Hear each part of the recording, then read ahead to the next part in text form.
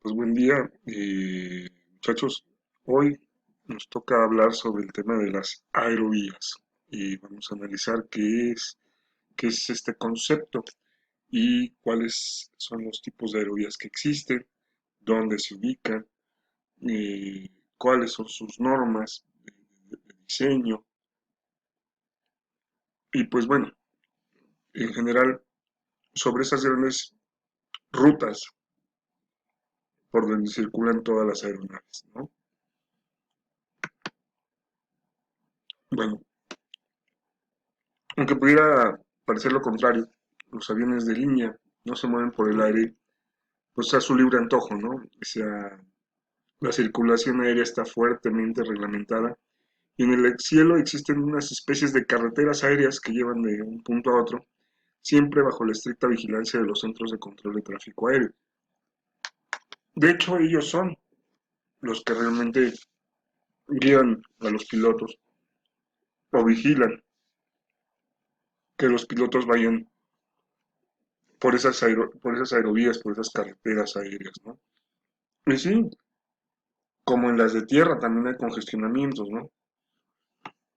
En este caso, el espacio aéreo sobre nuestras cabezas está lleno de aviones de muy distintos tipos que vuelan de un punto a otro a altitudes y velocidades diferentes, que llegan, salen de los aeropuertos y en muchos de los cuales, especialmente los de las grandes ciudades, el movimiento de aeronaves es especialmente intenso. Para evitar choques es necesario mantener estos aviones separados a tal fin.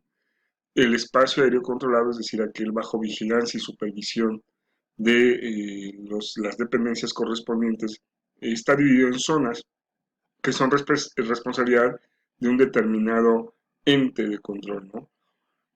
En este caso, las aerovías son pasillos o corredores donde los aviones pueden volar, protegidos por acuerdos internacionales que determinan las separaciones mínimas entre ellas, tanto longitudinales como verticales, ¿no? Así los tenemos que visualizar como pasillos, ¿no? Que por donde circulan los aviones. Un avión, en términos eh, de carácter de separación a nivel mundial, debe estar separado de otro por al menos 1000 pies. Les va a sonar algunas medidas muy familiares. Por encima o por debajo, 10 minutos de tiempo de vuelo por delante o por detrás, 10 millas o 17 kilómetros a la izquierda o a la derecha. Y si se encuentra bajo el control radar, es decir, si el centro de control que le corresponde lo vigila mediante un sistema de radar, estas distancias pues a lo mejor pudieran reducirse a 3 millas o 5 kilómetros, ¿no? Las aerovías van a estar señaladas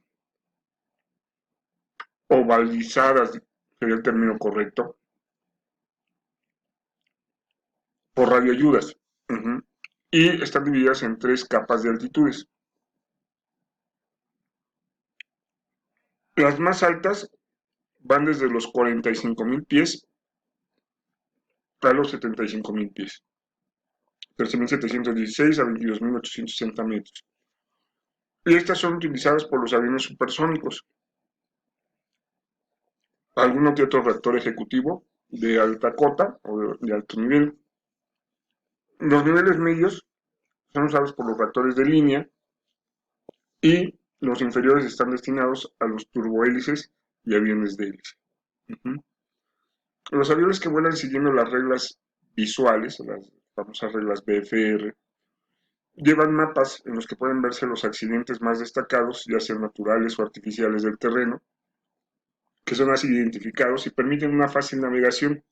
Por el contrario, en el caso de los IFR, que son los Instrument Flight Rules, tienen que navegar con referencia a posiciones. Estas posiciones están situadas en lugares determinados que pueden ser identificadas, aunque no existe un contacto visual con ellas. Las aerovías aparecen en estas cartas señaladas como líneas rectas que están identificadas mediante una combinación de letras y números. En este caso, las primeras están tomadas de los colores. Ajá, por ejemplo, la B28 será Blue 28. Suele anteponérsele la letra U o L para indicar su pertenencia ya sea al espacio aéreo superior de upper o inferior lower.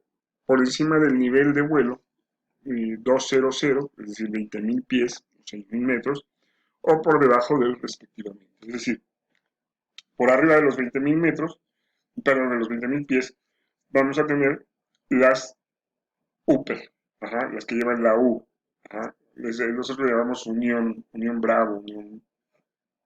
Y por debajo nada más vendrán siendo las de color, ¿ok? Más adelante vamos a especificar esos colores que existen en el caso de las aerovías. El centro de control de área es el verdadero amo del espacio aéreo y el único que sabe qué aeronaves pretenden utilizar las aerovías.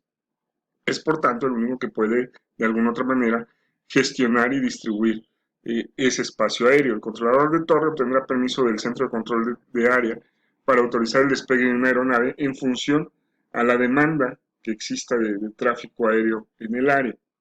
Un avión no puede pasar de un sector del espacio aéreo controlado a otro sin conocimiento y autorización del centro de control de área.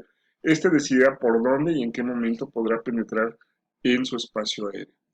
En la aviación, una aerovía o ruta aérea va a ser una ruta designada en ese espacio aéreo que es controlado, puede ser controlado. Y las aerovías son establecidas entre varios elementos de ayuda a la navegación, como son los radiofaros omnidireccionales VHF, comúnmente conocidos como BORES o BORS. Y por ahí todavía encontramos algunas aerovías que tienen como apoyo los radiofaros no direccionales o NDBs, intersecciones, ¿no? En este caso, son componentes básicos de los planes de vuelo de los aviones, es decir, el avión tiene antes de salir que hacerse un plan de vuelo y se van seleccionando las aerovías que lo van a llevar a su destino o que de su destino puede llevarlo a un aeropuerto alterno en caso de que el de destino esté cerrado, ¿no? En este caso, bueno, ya creo que sentamos que es por dónde circulan las aeronaves, comprendiendo una ruta nominal y un área de protección. Es, digamos, el camino virtual predefinido tanto en altura como en trazo horizontal que sigue una aeronave que sale desde un punto A hasta un punto B. En la sucesión de puntos regulares auxiliares comprendidos en la ruta aérea, tenemos los puntos de reporte que pueden ser obligatorios o no obligatorios. Cuando todos los puntos de escala, los puntos de reporte y los puntos de escala pertenecen al territorio nacional o aguas jurisdiccionales, la aerovía se denomina que es nacional. En caso contrario, es una aerovía internacional. Las aerovías también se clasifican en aerovías de gran altitud por encima de los 18.000 pies de altitud y aerovías de baja altitud por debajo de 18.000 pies de altitud. Aquí cabe mencionar que bueno, tenemos la famosa separación de los espacios aéreos, en cuyo caso en la parte inferior bueno, tenemos hasta 18.500 y por encima de 200 tenemos ya las de gran altitud y estas van separadas 1.000 pies, 1.000 pies, 1.000 pies, 1.000 pies hasta que por encima de 290 ya tenemos que son de dos en dos. O sea, la separación es de 2.000 pies en 2.000 pies, a menos que estemos en un espacio RBCM en donde se siga respetando los 1.000 pies de separación entre aeronave y aeronave, ¿no? Las características que tiene, bueno, pues las aerovías tienen una determinada altitud a la cual hay que volar. Las aerovías se llaman así, o se definen por un conjunto de letras y números, y también se definen mucho por su uso. En este caso, a fin de satisfacer este propósito, el sistema designador deberá, primero, permitir la identificación de cualquier ruta ATS de manera simple y única, es decir, solo va a haber una aerovía Julieta 12 en el área y no va a haber otra similar o igual, ¿no? Permite evitar redundancias, se utiliza o permite ser utilizable por los sistemas de automatización terrestre y de a bordo. Permite también la brevedad máxima durante el uso operacional y proporciona suficientes posibilidades de ampliación para satisfacer cualquier requisito futuro sin necesidad de cambios muy grandes, muy fundamentales. Dentro de sus características, podemos decir que cuando esta estación, perdón, esta aerovía, eh, pertenece al espacio aéreo superior, generalmente le van a poner Unión o Julieta, ¿no? Incluso hay una por ahí que dice Upper Julieta, ¿no? Eh, nosotros vamos a tener que estas aerovías, ajá, aquí ya me regresé yo, estoy regresándome, vamos para adelante, para adelante, para adelante, aquí tenemos.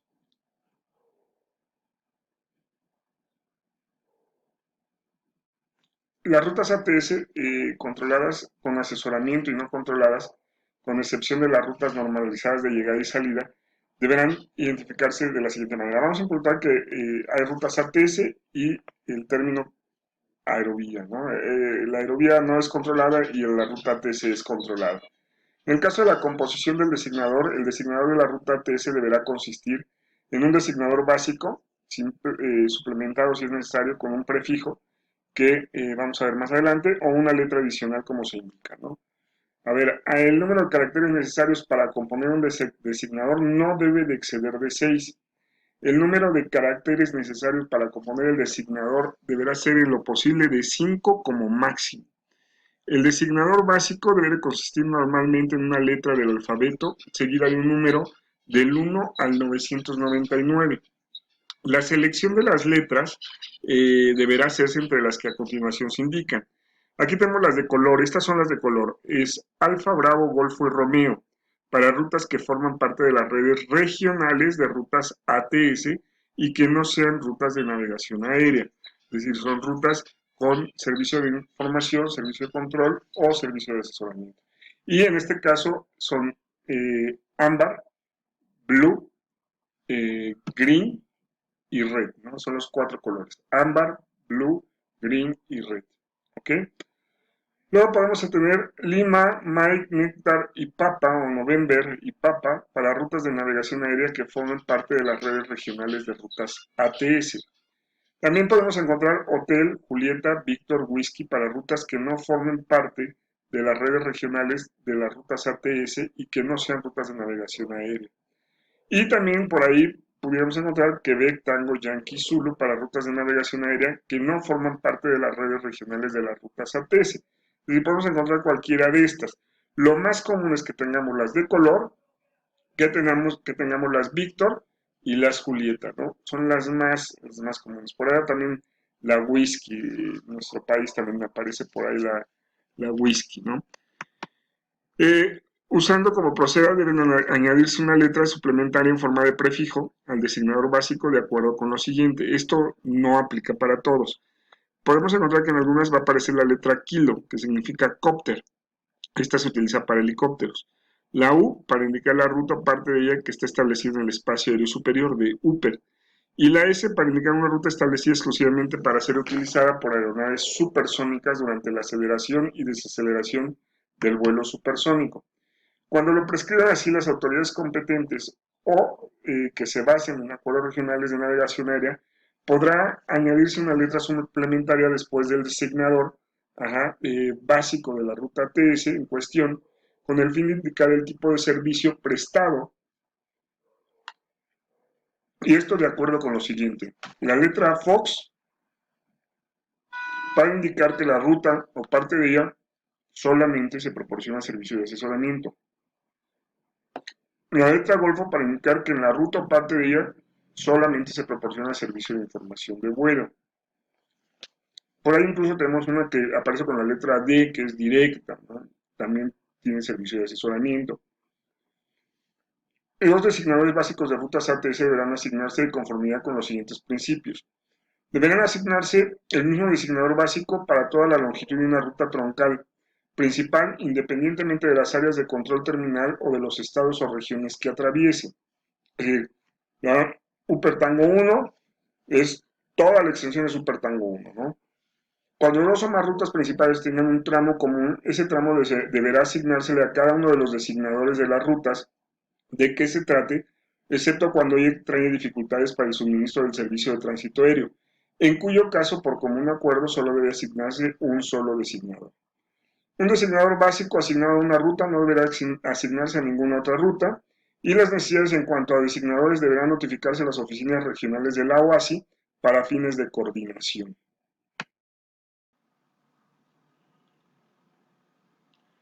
En este punto, bueno, es lo que tenemos de las oficinas regionales, tienen que tener la coordinación. El uso de designadores en las comunicaciones, principalmente en las comunicaciones empresas, el designador debería expresar siempre con no menos de 2 ni más de 6 caracteres, principalmente por decir en el plan de vuelo, ¿no? Se establece el uso de los designadores en las comunicaciones de voz y su pronunciación está muy claramente: Upertango, Uper Julieta, Julieta. Los medios aceptables de complementos y material de guía adoptados son los que a los que se debe ajustar siempre todo, tanto tripulaciones como oficinas de despacho. Y bueno, siempre que sea posible, los puntos significativos se establecerán con referencia a radioayudas terrestres. Para la navegación, preferiblemente en este caso los BORES, ¿no? Que son básicamente las que balizan actualmente toda la red de aerovías, ¿no?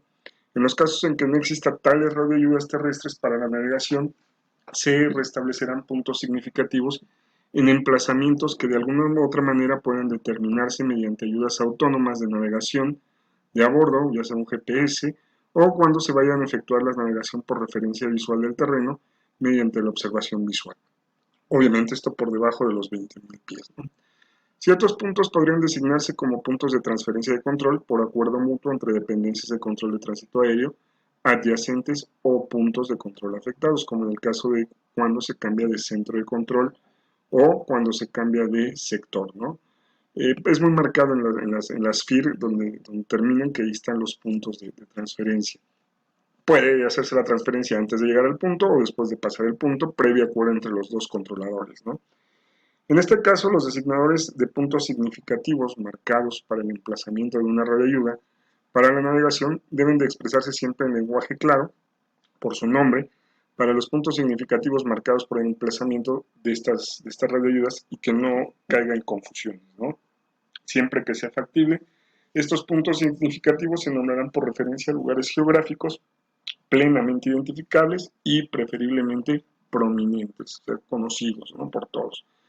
Al seleccionar un nombre para el punto significativo se tendrá cuidado en asegurar que concurran las siguientes condiciones. El nombre bajo ningún concepto deberá crear dificultades de pronunciación para los pilotos ni para el personal de tránsito aéreo, cuando hablen en los idiomas utilizados en las comunicaciones de tránsito aéreo o cuando el nombre de un lugar geográfico dé motivo a dificultades de pronunciación en el idioma nacional escogido para designar un punto significativo.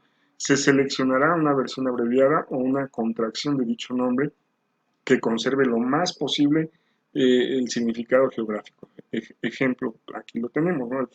Furstenbergsbruck, ¿no? O sea, así como que muy rimbombante, muy largo, pues nada más lo encontramos abreviado como Fursti. Ajá. De hecho, el término o lo que se busca, lo ideal es que sea una palabra compuesta de 2 sílabas, nada más, ¿no? El nombre, pues bueno, debe ser fácilmente inteligible en las comunicaciones orales y no debe dar lugar a equívocos con otros puntos significativos de la misma área en general, ¿no? Además, el nombre no debe crear confusión con respecto a otras comunicaciones intercambiadas entre los servicios de tránsito aéreo y los pilotos. El nombre debe de ser posible, debería constar lo que comentábamos por 6 letras y formar 2 sílabas y preferiblemente no más de 3. El nombre seleccionado deberá designar tanto el punto significativo como la radioayuda para la navegación que lo marque.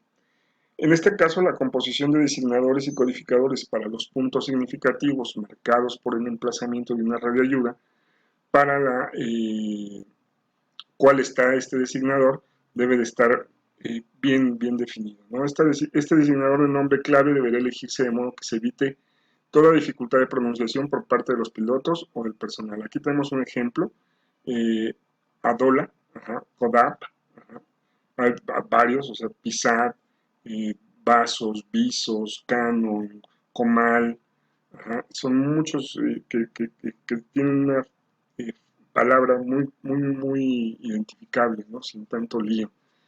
En este caso, el designador del nombre clave deberá reconocerse fácilmente en las comunicaciones orales y no confundirse con los designadores de otros puntos significativos en la misma área. El designador de nombre clave asignado a un punto significativo no se asignará, de ser posible, a ningún otro punto significativo. Las necesidades, en este caso, en materia de designadores en nombre clave, se notificarán a las oficinas regionales de la OASI para su coordinación y para que se determine si es viable o no es viable. En las áreas donde no se haya establecido un sistema de rutas fijas o donde las rutas seguidas por las aeronaves varíen según consideraciones de carácter operacional, los puntos significativos se determinarán y notificarán en función de las coordenadas geográficas del sistema geodésico mundial. En este caso, si bien los puntos significativos permanentemente establecidos para servir de puntos de entrada y salida en dichas áreas se designarán de conformidad con la parte 2 y la parte 3, ¿no? O sea, con un nombre muy particular. Normalmente el nombre seleccionado de acuerdo con 2 o 3 se utilizará para referirse al punto significativo en las comunicaciones orales. Si no se utiliza el nombre en lenguaje claro de un punto significativo marcado por el emplazamiento de una radioayuda para la navegación, deberá ser sustituido por el designador codificado en las comunicaciones orales y se pronunciará de conformidad con el alfabeto de deletreo de la OASI, el alfabeto que ustedes conocen como alfabeto fonético. En las comunicaciones impresas y en clave, para referirse a un punto significativo, solo se usará el designador codificado o el nombre clave seleccionado, ¿no? De alguna otra manera, a fin de permitir que el ATS obtenga información relativa a la marcha de las aeronaves en vuelo, los puntos significativos a lo largo de las aerovías quizás requieran designarse como puntos de notificación. Y acuérdense que aquí tenemos dos tipos de puntos de notificación, los obligatorios y los no obligatorios, ¿no? Al determinar dichos puntos se debe considerar los siguientes factores. Primero, el tipo de servicio de tránsito aéreo que se facilita en el área o en la aerovía. El volumen de tránsito que se encuentra normalmente, si es mucho, regular o es bajo. La precisión con que las aeronaves pueden ajustarse al plan de vuelo actualizado. La velocidad que tienen las aeronaves promedio en ese sector. Las mínimas de separación aplicadas. La complejidad de la estructura del espacio aéreo. Recuerden que los espacios aéreos, si bien hemos hablado del famoso pastel invertido, pues esa es la estructura básica, ¿no? Pero hay algunos espacios aéreos que están un poco más complicados por la confluencia con otros espacios aéreos controlados. En este caso, también el métodos de control que se emplean, si es con radar o si es manual, que ya manual ya es difícil, ¿no? O sea, pero bueno, casi todos tienen control, por lo menos aquí en México todos los métodos aplicables ya para el control de ruta son a través del radar, ¿no? El comienzo final de las fases significativas de vuelo, en qué parte está el avión, está ascendiendo, descendiendo, cambiando de dirección, en crucero, los procedimientos de transferencia de control que previo acuerdo tienen los controladores, los aspectos relativos a la seguridad y a la búsqueda y salvamento, y el volumen de trabajo en el puesto de pilotaje, en el aspecto de las comunicaciones aeroterrestres y de la navegación. En este caso, los puntos de notificación deberán establecerse ya sea con carácter obligatorio o facultativo. En este caso, obligatorios o a requerimiento. En el establecimiento de los puntos de notificación obligatoria deben aplicarse los siguientes principios. Los puntos de notificación obligatoria deben limitarse al mínimo necesario para el suministro regular de información a las dependencias de los servicios de tránsito aéreo acerca de la marcha de la aeronave en vuelo. Es decir, no vamos a poner 50 puntos de reporte en una aerovía que tiene 200 millas, ¿no? O sea, en este caso, sí debe haber una coherencia en la cantidad de puntos de reporte contra la longitud que tiene la aerovía en cuestión, ¿no? Teniendo presente la necesidad de mantener reducido al mínimo el volumen de trabajo tanto en el puesto de pilotaje como en el puesto del controlador, así como la carga de las comunicaciones aeroterrestres. La existencia también de una radioayuda para la navegación en un lugar dado no le conferirá necesariamente la calidad de punto de notificación obligatorio. Pudiera ser que no pasáramos por una aerovía que pase sobre una radioayuda y que esta radioayuda no sea considerada como punto de notificación obligatoria, ¿no? Es raro, pero bueno, se dan los casos, ¿no? Los puntos de notificación obligatoria no deben establecerse necesariamente en los límites de una región de información de vuelo ni en los de un área de control. O sea, la norma los tiene así, pero no necesariamente es a fuerza, ¿no? Los puntos de notificación a requerimiento pueden establecerse de acuerdo con las necesidades de los servicios de tránsito aéreo en cuanto a informes de posición adicionales cuando las condiciones de tránsito así lo exijan. Por ahí lo vimos en la llegada, una de las llegadas, que había un punto de reporte de requerimiento con un patrón de espera. Bueno, ese se aplica solo cuando el tráfico o la densidad de tráfico es muy alta y entonces requerimos que, bueno, que ese punto sea considerado, ¿no? Aquí tenemos designadores de ruta normalizadas de salida y de llegada y procedimientos conexos. En este caso, en este texto siguiente, vamos a, el término ruta se utiliza en el sentido de ruta y procedimientos conexos, es decir, junto. El sistema de designadores deberá permitir la identificación de cada ruta de un modo simple e inequívoco.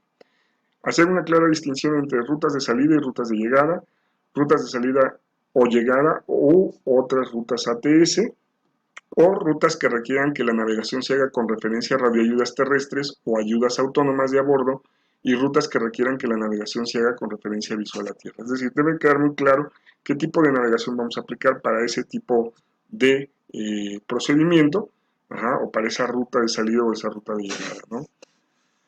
Debe ser compatible con el tratamiento de datos del ATS y de a bordo, y con los requisitos en materia de presentación visual.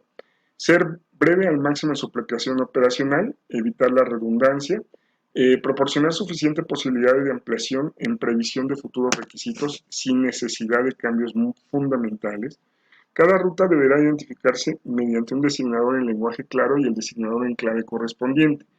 En las comunicaciones orales debe reconocerse fácilmente que los designadores se refieren a rutas normalizadas de salida o de llegada, y estos no deben crear ninguna dificultad de pronunciación para los pilotos o para el personal de la ATS. De hecho, por decir en el caso de las salidas, por eso son los nombres, ¿no?, de las salidas basadas en un punto de reporte obligatorio, y aplica, digo, tanto para salidas codificadas como para llegadas codificadas, ¿no? Aquí tenemos un gráfico donde nos muestra los designadores de aerovía. Nos da el prefijo, aquí es U para Upper, Kilo para Copter, S para Supersonic. Corresponden a rutas del espacio aéreo superior, helicópteros o supersónicas. Las aerovías Alfa, Bravo, Golfo, Romeo o Ámbar, Blue, Green y Red corresponden a aerovías de rutas regionales, es decir, que cruzan más de una FIR. Las aerovías Otero, Julieta, Victory y Whisky corresponden a aerovías de rutas nacionales o domésticas. Aerovías L corresponden a rutas ARNAV o PBN. Esta es navegación de área o navegación por performance, ¿no? Luego viene el sufijo, en este caso indica que la aerovía está certificada con RNP1, el máximo radio de viraje está definido en 22.5 millas náuticas, o sea, da las características de cada aerovía, tanto en su ancho como en el radio que tiene para poder virar los aviones, ¿no? Y, y en qué espacio aéreo puede ser asignable. Estos son las aerovías, aquí las tenemos.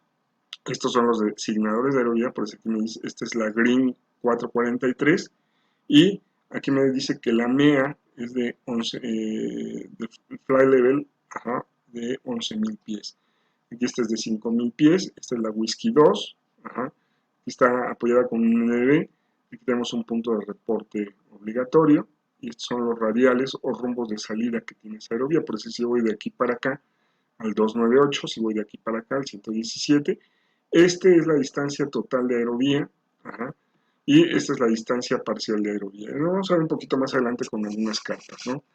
La designación de las aerovías corresponde a un conjunto de letras y números hasta un máximo de 6 dígitos, ¿no? Esta es como está la aerovía. La aerovía tiene un espacio aéreo de protección dependiendo el tipo de radioayuda que le sirva, ¿sí? Por decir, y esto en base a las señales de radio, pues hace una especie de rombo, ¿no? Aquí la desviación es de 9 grados, el total del área de protección 4.5 grados, en un espacio de 8 millas y en una distancia de 50.8 millas, ¿no?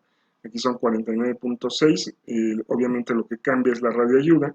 Si ustedes se fijan, pues esta es más precisa, el borde es más preciso que en el caso del NDB, en cuyo caso se va de 9 a 10 grados y la protección aumenta medio grado para tener 5 grados, ¿no?, de desviación, de amplitud. Aquí tenemos otras dos imágenes donde se ve los espacios de protección que tienen a cada lado la aerovía. En total, en este caso se supone que son 4 millas a cada lado, en total 8 millas el ancho de aerovía, pero esto puede disminuir dependiendo del PBN al cual está aplicando, ¿no? Tenemos PBN 2.0, 1.5, hasta 1, ¿no? Pero bueno, depende mucho para qué se use, y esto es en función al tipo de sistema de navegación que estemos utilizando. En este caso, las rutas normalizadas de salida y de llegada deben siempre permitir separar el tráfico existente en diversas rutas y este del que circula en los circuitos de espera dentro de la ATZ. Debe también proporcionar un adecuado margen vertical sobre el terreno, ser compatible con los procedimientos en caso de falla de radiocomunicaciones, tener en cuenta los procedimientos de atenuación de ruidos, permitir que se pueda utilizar la derrota más corta viable, eh, dar vueltotas, ¿no? Permitir en lo posible el ascenso o descenso ininterrumpido a niveles operacionales convenientes, con el mínimo de restricciones, ser compatible con las características y medios de navegación de la aeronave, y también debe concebirse de ser posible de modo que se obtengan las máximas ventajas económicas y operacionales de las elevadas características y medios avanzados de navegación de las aeronaves. Eh, lo que buscamos es hacerlo más ventajoso, ¿no? De alguna otra manera, ¿no? Que no tengan los aviones tanto problema para subir o bajar en base al entorno del aeropuerto, ¿no? Las rutas deben requerir un mínimo de comunicaciones aeroterrestres por radio y reducir al máximo el volumen de trabajo en el puesto de pilotaje y en el ATC. Las rutas normalizadas de salida y llegada deberán por lo general estar íntegramente comprendidas dentro del espacio aéreo controlado. Ya lo vimos ayer. Con respecto a las rutas en que la navegación debe efectuarse con referencia a radioayudas instaladas en tierra, deberán aplicarse lo siguiente. Deberá corresponder únicamente a instalaciones cuya existencia ha sido publicada. El número de instalaciones deberá ser el mínimo necesario para la navegación a lo largo de la ruta y para el cumplimiento del procedimiento. No deberá exigirse como referencia para la navegación más de dos instalaciones al mismo tiempo. O sea, lo ideal es que sea nada más una sola y sí sean secuenciadas de una a otra, pero no dos al mismo tiempo. Las rutas deberán concebirse también normalmente para aeronaves que vuelan por IFR y podrán establecerse rutas separadas para los vuelos controlados efectuados con arreglo con las aeronaves que vienen en BFR. El número de rutas normalizado de salida y de llegada que se establezcan en un aeródromo deben ser o deben mantenerse al mínimo, es decir, no tener 50,000 salidas o 50,000 llegadas, ¿no? El mínimo para poder salir, el mínimo para poder llegar, pero de manera ordenada y satisfaciendo las necesidades de tráfico para ese aeropuerto, ¿no? Hay aeropuertos que tienen 6 7 salidas, hay aeropuertos que nada más tienen 3, ¿no? O sea, entonces todo va en función de la cantidad de tráfico que se reciba, tanto de entrada como de salida, ¿no? En este caso, eh, estas radioayudas y estas salidas o llegadas me deben de dar ese espaciamiento, ¿no? Entre aeronave y aeronave, utilizando una radioayuda para que me permitan descender o, en su defecto, ascender, ¿no? En el caso de las rutas normalizadas como tal, para vuelos por instrumentos, debe enlazarse el aeródromo o una pista específica de este con un punto importante en concreto en el que pueda comenzarse la fase ya de vuelo, de ruta, a lo largo de una ruta ATS asignada. Las rutas normalizadas de llegada para vuelos por instrumentos deben permitir la transición de la fase de vuelo en ruta a la fase de aproximación, enlazando un punto importante de una ruta ATS con un punto cercano al aeródromo desde el cual pueda realizarse el aterrizaje. No son los famosos, en el caso del aterrizaje, pues tenemos el punto de aproximación inicial, el punto de aproximación medio y el punto de aproximación final. En este caso, recordemos que las llegadas y las salidas pues, traen los nombres de los puntos que sirven como referencia para poder salir o para poder llegar, ¿no? Entonces ya de alguna otra manera pues ya están normalizadas de esa manera.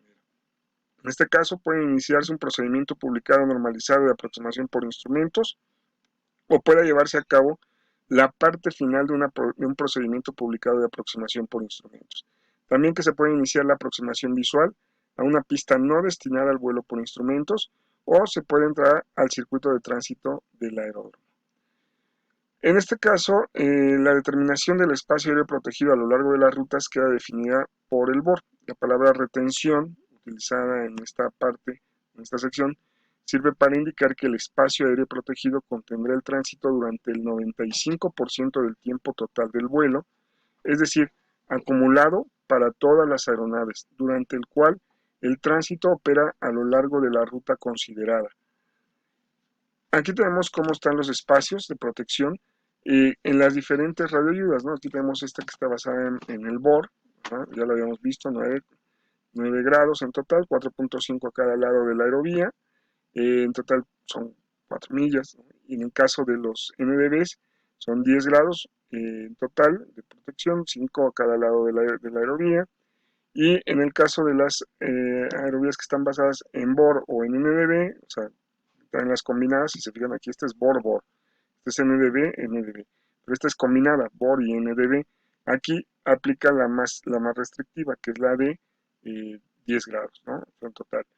Entonces, básicamente, este diamante que se abre es por la deflexión que tiene la señal de radio, de la radioayuda, y es por eso que se hace en esta forma, ¿no? Eh, Aquí nos dice que cuando se proporcione, por ejemplo, un nivel de retención del 95%, resulta implícito que durante el 5% del tiempo total del vuelo, el tránsito se hallará fuera del espacio aéreo protegido y no es posible cuantificar la distancia máxima a la que es probable que dicho tránsito pudiera desviarse más allá del espacio aéreo protegido. De alguna otra manera, ese 5% es el que nos preocupa, pero bueno, se busca ya con los nuevos sistemas disminuirlo, atenuarlo, ¿no? Las rutas definidas por BOR cuando no se usa el radar o la ADS-B para ayudar a las aeronaves a permanecer dentro del espacio aéreo protegido. Sin embargo, cuando las desviaciones laterales de las aeronaves se controlen sirviendo de supervisión el radar o el ADS-B, puede reducirse la dimensión del espacio aéreo protegido necesario según indique la experiencia práctica adquirida en el espacio aéreo considerado. En este caso podemos reducirlo en función al PBN, o sea, hasta 2, hasta 1, ajá, dependiendo, bueno, también mucho el tramo de ruta que se esté volando, ¿no? Ya sea en el aterrizaje, en la aproximación, o en la aproximación inicial, o en ruta, ¿no? En este caso, la circular de la OASI 120 indica que la performance o rendimiento del sistema BOR basado en la probabilidad de una retención del 95% exigiría que el espacio aéreo protegido en torno al eje de la ruta tuviera los siguientes límites a fin de tener en cuenta las desviaciones posibles. En el caso de rutas BOR, con 93 kilómetros, es decir, 50 millas náuticas o menos entre los dos BORes, se considera más menos 7.4 kilómetros, es decir, 4 millas náuticas, ¿sí? Eh, en el caso de las rutas BOR, con hasta 278 kilómetros, es decir, 150 millas náuticas entre BOR y BOR, también se considera más menos 7.4 kilómetros, es decir, 4 millas náuticas, hasta 46 kilómetros, es decir, hasta 25 millas náuticas fuera del BOR. Luego un espacio aéreo protegido ensanchado hasta 11 más menos 11.1 kilómetros o más menos 6 millas náuticas a 139 kilómetros o 75 millas desde el BOR, ¿sí? O sea, es ese abanico que se abre, ¿no? Aquí lo tenemos. Son las 7.4 millas, las 4 millas de protección, ¿sí? Dentro de ese espacio de las 25 millas y entre las 50 todavía, y ya a partir de ahí son 6 millas náuticas a cada lado, ¿sí? Eh, y esto hasta las 75 millas náuticas del BOR. Una vez que ya voy conectando con el otro, pues se va volviendo a reducir a 93 kilómetros o 50 millas náuticas y luego otra vez aquí a 25 millas náuticas se reduce a 4 millas náuticas. Noten ustedes que es el espacio aéreo de protección, lo que me indica que en esta sección el ancho de aerovía será de 8 millas y en esta sección el ancho de aerovía será de 12 millas náuticas, que es esa zona de protección o de exclusión, ¿no? Eh, Cabe mencionar aquí que, bueno, pasamos por aquí una imagen en donde se ve cómo está la flexibilidad en el caso de los virajes y la navegación en base al tipo de sistema que se utiliza. Este está basado en estaciones en tierra, ajá, que es utilizando los bores, desde volando al bord tenemos que ir rodeando, tenemos que ir haciendo una ruta un poco más larga. En el caso de los waypoint, que son los que se programan dentro de los sistemas navegadores del avión, pues ya es más directo. Ajá, si ustedes se fijan, pues es más directo. ¿Sí? Y ya con el RNP, que es el la navegación por rendimiento basada en la performance de la aeronave, ya las curvas incluso son más suaves, ¿no? En este caso ya están optimizadas. Es el ARNAV, pero optimizado. De hecho, si se fijan, el espacio de protección aquí es mayor y aquí es menor. Aquí depende mucho si es RMP1, RMP2, RMP 2.5, dependiendo cuál sea, ¿no?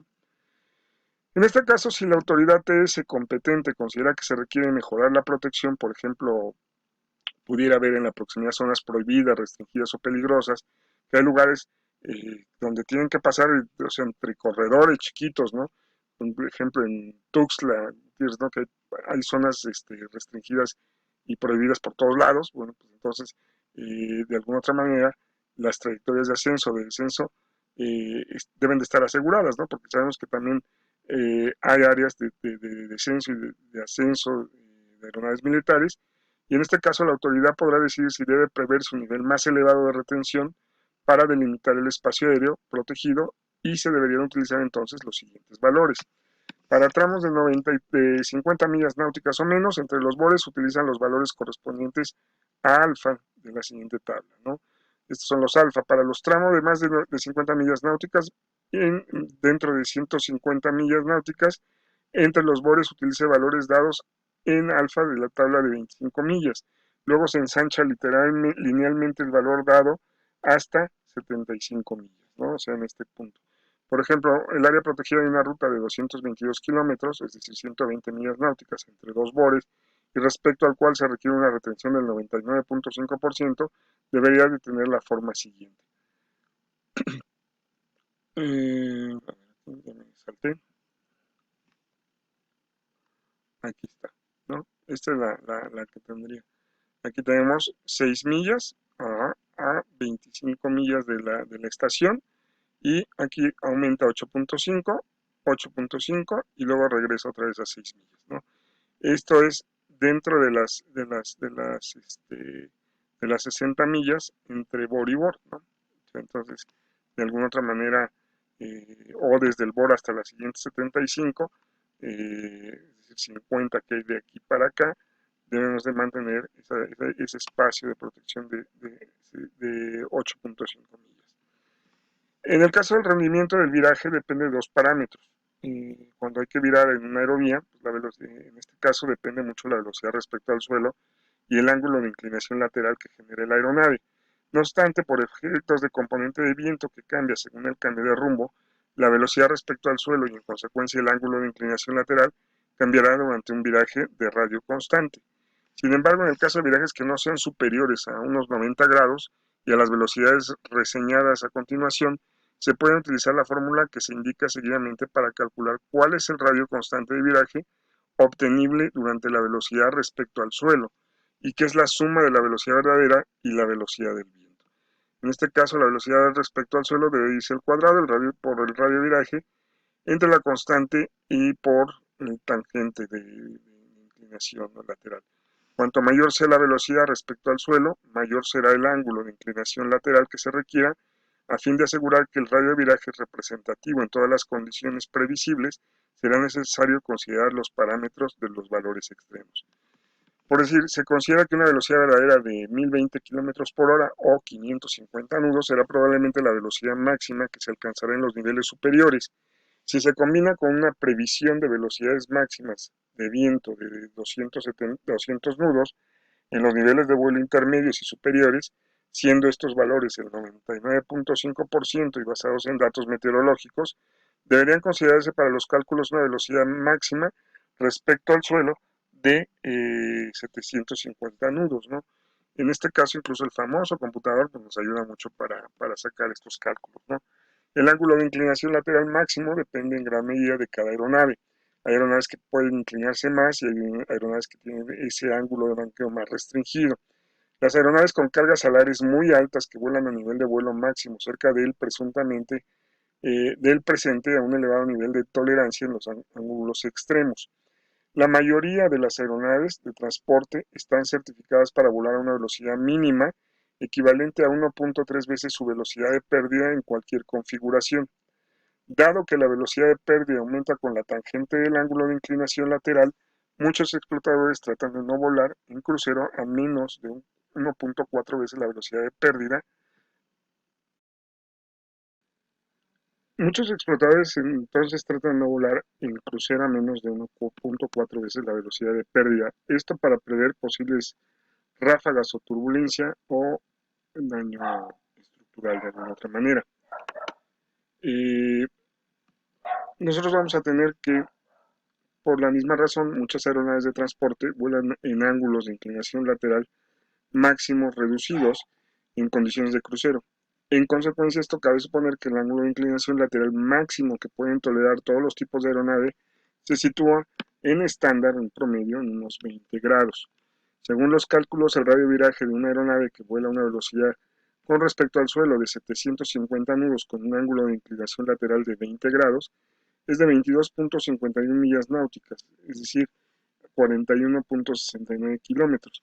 Para simplificar, este valor se ha reducido a 22.5 millas náuticas. Aplicando esta misma lógica al espacio aéreo inferior, se considera que hasta nivel de vuelo 200, los valores máximos que cabe encontrar en la realidad son una velocidad de 740 kilómetros, 400 nudos, con un viento de cola de 200 nudos. Esto pues me da ese 22.5%. Es decir, ¿qué pasa aquí? Bueno, el piloto debe calcular básicamente cuánto tiempo antes tiene que empezar a virar para que con la velocidad no le gane y salga fuera de la aerovía a la hora de hacer el viraje. Por eso estamos marcando esos 22.5 grados. Porque si lo hace con 45 y va muy rápido, va a derrapar y va a salir y va a tener que regresar para ingresar a la aerovía. Que si hay un espacio de protección, sí lo hay, que es esta parte de aquí, pero lo ideal es que desde antes empiece a virar para que se pueda meter directamente, ¿no? O incluso que lo corte en diagonal de esta forma, ¿no? Todo en función a la velocidad, ¿no? Manteniendo el ángulo de inclinación lateral máximo en 20 grados y utilizando la misma fórmula, el viraje se efectuará a lo largo de un radio de 14.45 millas náuticas. Para simplificar esto, lo redondeamos a 15 millas náuticas, es decir, para que se den una idea de lo rápido que vuelan estas aeronaves. De acuerdo con lo antedicho, el punto más lógico para separar ambos casos de velocidad respecto al suelo, o GS, se situará entre 19.000 y 20.000 pies, ¿no? Básicamente. Así pues, para abarcar toda la gama de algoritmos de anticipación de virajes utilizados en los actuales sistemas de gestión de vuelo, o FMS, en todas las condiciones previsibles, el radio viraje en un nivel de vuelo de 200 y niveles superiores debe definirse con un valor de 22.5 millas náuticas antes y en los niveles de 19.000 pies e inferiores con un valor de 15 millas náuticas antes. Eh, bueno, vamos a ver de alguna otra manera los aquí rápidamente. Ok, ya estamos aquí. Eh, Esto nos va a dar una idea más o menos más clara, ¿no? O sea, en este caso, todas las aerovías, ajá, si en los Estados Unidos de Norteamérica estamos hablando de 18.000 pies, es el límite inferior del espacio aéreo clase alfa, entonces es conveniente establecer una división entre las aerovías de baja y alta. Las aerovías debajo de los 18.000 pies sobre el nivel medio del mar son llamadas Victor Routes o con la letra Victor. Aquellas que se encuentran por arriba de 18.000 pies hasta 45.000 pies se muestran en las cartas de alta y se denominan Jet Routes o Julietas. Las aerovías Upper Juliet o también Superior Julieta indican que la ruta inicia y termina en territorio nacional. Las Super Tango son utilizadas para la navegación autónoma, donde tendremos tramos de más de 175 millas náuticas sobre superficies en donde probablemente no se puede establecer ningún tipo de radioayudas. Podemos agregar los siguientes nombres de aerovías en las cartas de ruta con los designadores, ¿no? Que fueron ya las que vimos anteriormente. Aquí está la Delta que habíamos platicado para aerovías o rutas directas, previa autorización del CTA, la cual podrá declinar en cualquier momento y no será aceptada en el plan de vuelo. Las Copter, las Uniform o superiores y las Sierra, que son para vuelos supersónicos, ¿no? En este caso, Fox, que es el sufijo, FOX es para indicar que la aerovía o en parte de ella se prevé servicio de avisos, Advisor Service, y para G para indicar que la aerovía o en parte de ella se prevé servicio de información, se provee servicio de información de vuelo, o Flight Information Service.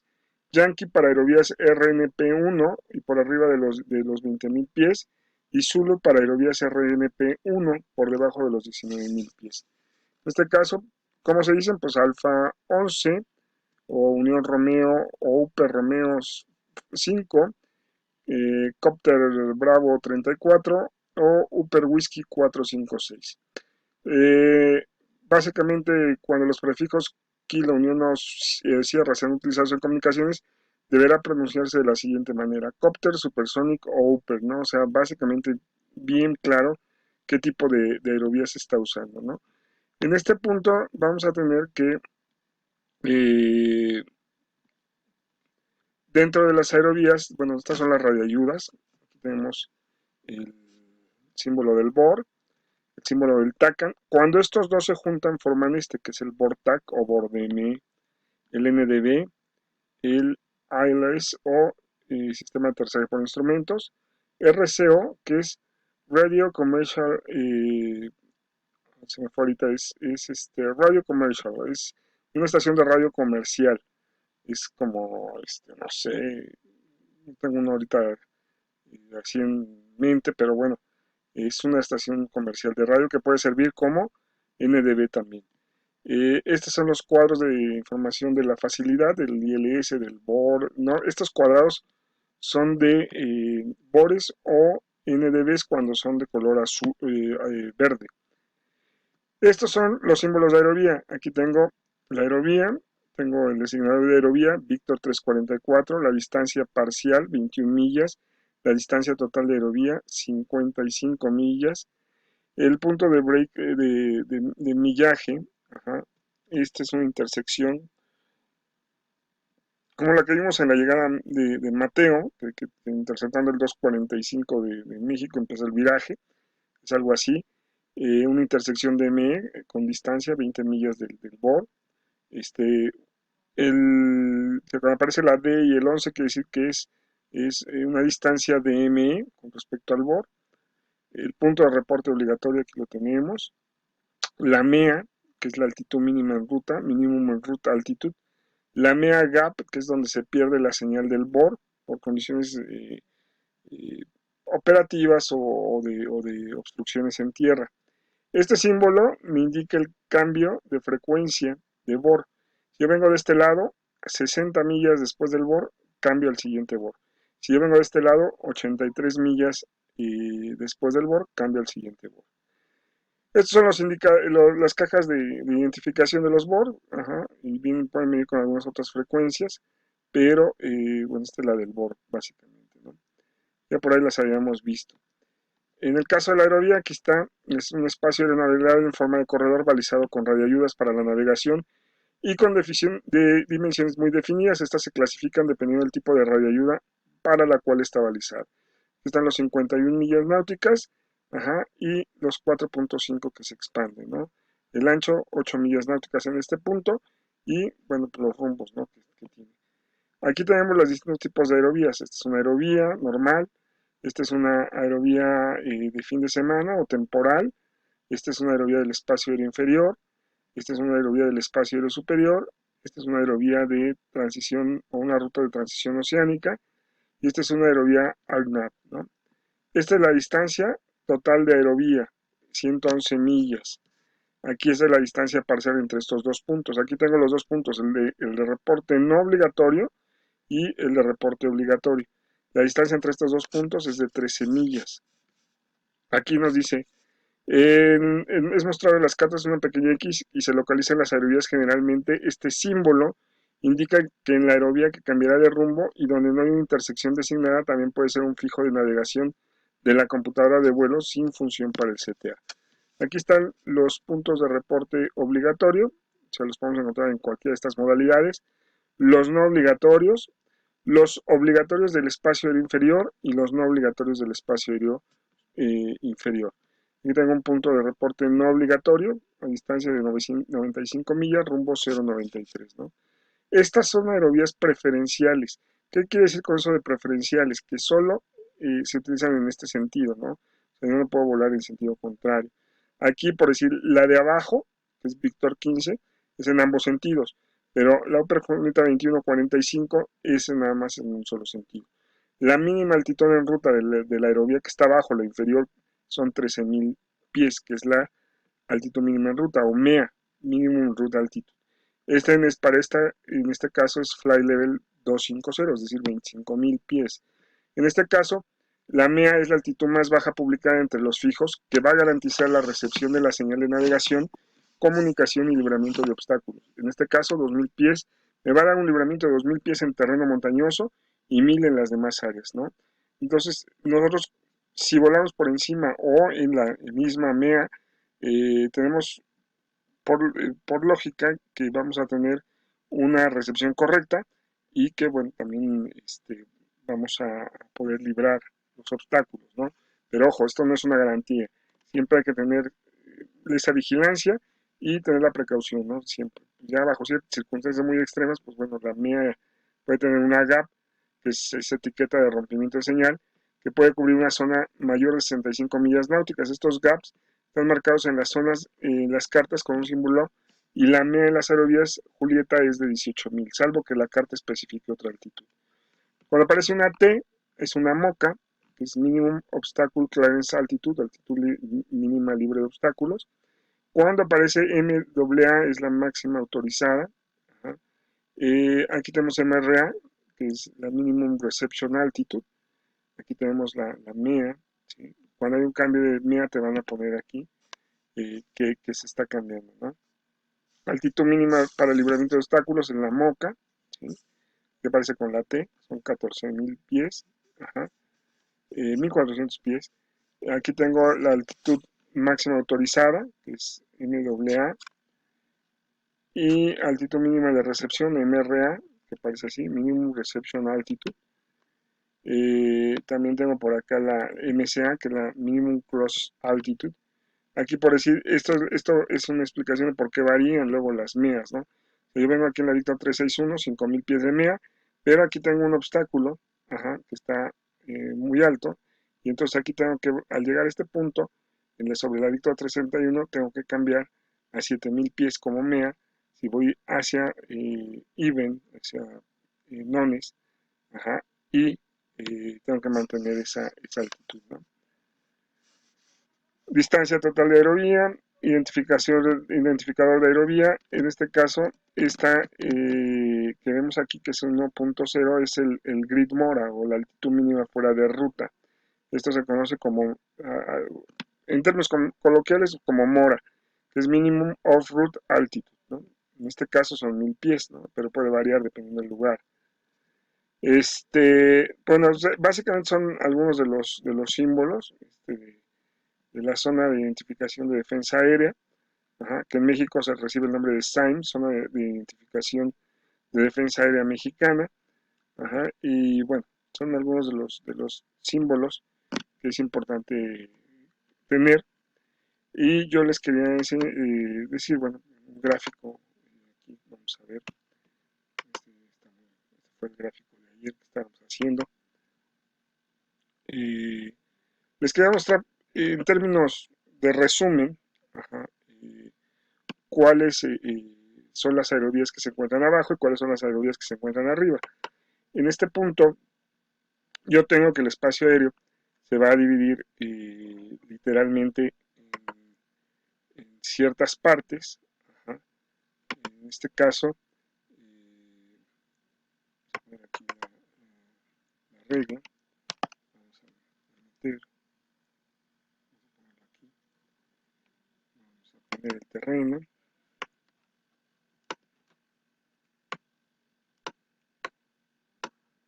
Vamos a poner el terreno.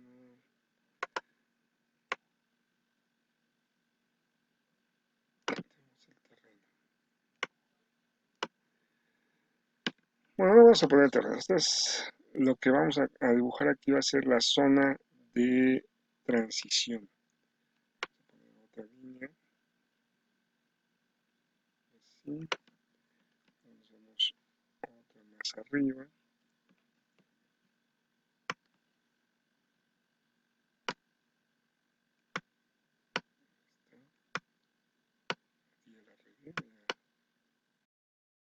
Bueno, aquí ya hice rápidamente el gráfico, así para no aburrirlos. Tenemos que entre 18.500 y 20.000 pies está lo que se conoce como la zona de transición. 18.500 la altitud de transición es la altitud más grande permisible para cualquier aeronave. De 19 a 19.500 la capa de transición, ningún vuelo permitido en ese nivel, a menos que el CTA lo autorice. Y Fox Lima 200, el nivel de transición, el nivel de vuelo más bajo permisible para una aeronave. Es decir, nosotros tenemos que aquí arriba vamos a volar tranquilamente niveles de vuelo. Nos encontramos con las siglas Fox Lima y el altímetro con el reglaje QNE.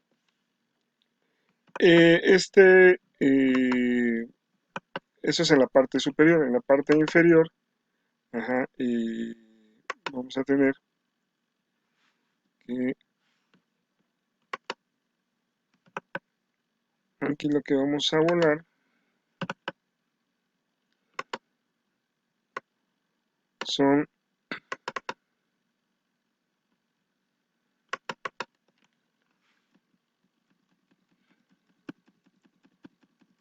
vamos a volar altitudes y el altímetro se tendrá que ajustar en QNH, que es el reglaje altímetro, ¿no? Esta parte. Ahora, aquí en lo referente a aerovías, ¿qué vamos a encontrar en la parte inferior? En la parte inferior, aquí abajito, vamos a encontrar acá, las siguientes aerovías. Tenemos las aerovías Víctor y Color, básicamente. Esas son las dos aerovías que encontramos aquí arriba, aquí abajo. Y arriba vamos a encontrar, vamos a subirlo, aquí arriba vamos a encontrar las aerovías, las siguientes aerovías, a ver, vamos por partes, porque aquí sí son bastantes. Es Julieta, Upper Julieta, Upper Tango y Upper Color, básicamente, ¿no? Son las que tenemos aquí arriba. Ya se dividen por ahí de los 29.000, o sea, de los 20 a los 29.000 unas y de los 29.000 para arriba otras, ¿no? Pero en general son estas. Ahora, aquí hay una particularidad por decir con las de color. En el caso de las de color, ajá, nos dice que generalmente dependiendo la dirección, ajá, es el color. Bueno, o eso se acerca, ¿no? Más o menos. O sea, yo voy a tener así, es decir, vamos a ponerlo aquí, sin tanto rollo. Estos son norte, sur, oeste y este. Dicen por ahí que la palabra a recordar es GARP. ¿Por qué GARP? Bueno, al norte van las green, al eco van las ámbar, al sur van las red y al oeste van las blue. Ajá. O sea, más o menos es el término que tienen. Green, ámbar, red y blue. ¿Sí? O sea, las que van hacia el norte son las green. Las que son al, al este son las ámbar. Bueno, aquí no tengo color ámbar. Y las que van al sur son las rojas. Y las que van al oeste son las más o menos. O sea, están más o menos. Entonces, Este, pues es básicamente lo que tenemos en el aspecto de las aerovías, ¿no? O sea, cuáles son, dónde están, qué se ubican, y, y bueno, ya vimos algunas de las simbologías básicas que tienen las aerovías en el aspecto de, en el sentido de de, de sus áreas de protección, de su simbología básica, ¿no? Ancho, distancia total de aerovía, distancia parcial, etc. Podremos todavía incluso en carácter así de rápido, a ver si por aquí tenemos una carta. Vamos a ver, vamos a ver.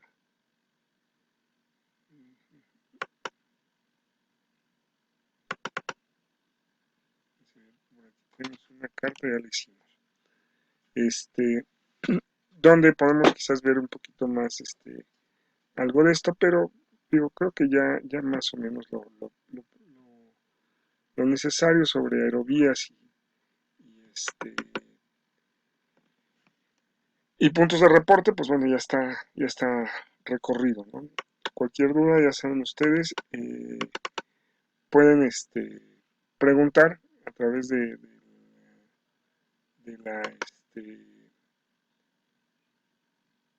de la sección de comentarios. Cualquier sugerencia también es válida, ajá, para que podamos tener una retroalimentación en el aspecto de las dudas que pudieran surgirles, ¿no?